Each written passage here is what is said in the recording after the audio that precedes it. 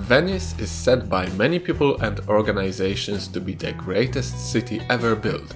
Its unique history, buildings and location earned Venice a well-deserved place on UNESCO's World Heritage List. Although the city was naturally flooded thousands of times, nowadays it is defending not only from the water, but also endless streams of tourists. Hence, Venice has some peculiar rules. 1. No eating or drinking in Piazza San Marco. A rule implemented in 1987 that is still in use. A fine for breaking this law may be as high as 500 euros. A lot of money if you ask me, especially when compared to a dinner in a nearby restaurant. 2. No feeding the pigeons.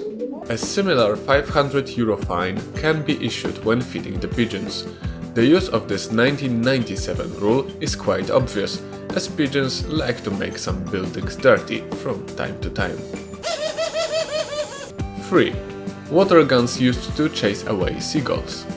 As center of Venice is literally in the middle of the lagoon, seagulls are storming it in a regular fashion, looking for food. In order to chase them away, tourists started to bring orange water guns with themselves.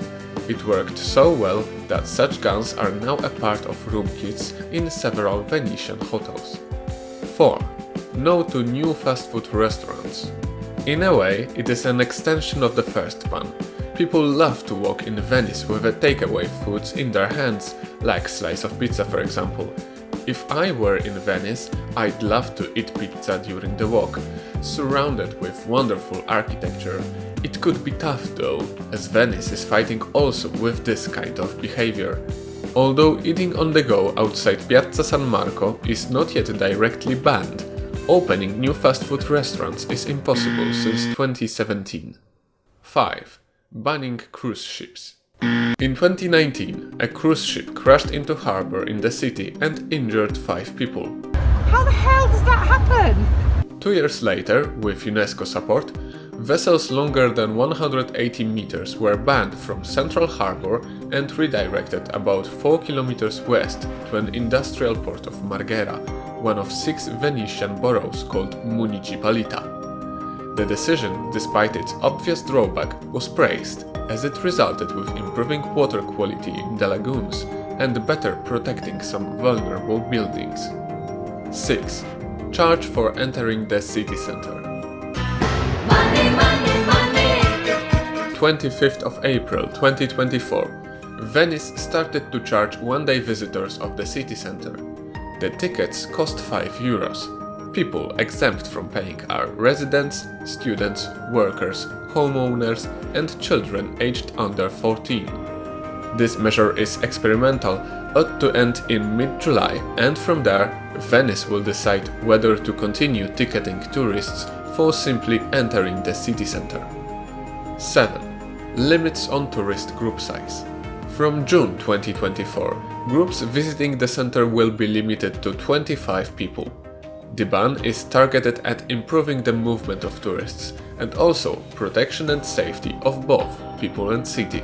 It is no surprise, considering that more than 80,000 people visit Venice's center each day on average, and it has an area of only 7.6 square kilometers. It results in an incredible density of more than 10,000 people per square kilometer, and such a number just demands an additional guidance. 8. Banning loudspeakers. As an addition to tourist groups limitation, Venice decided also to ban loudspeakers.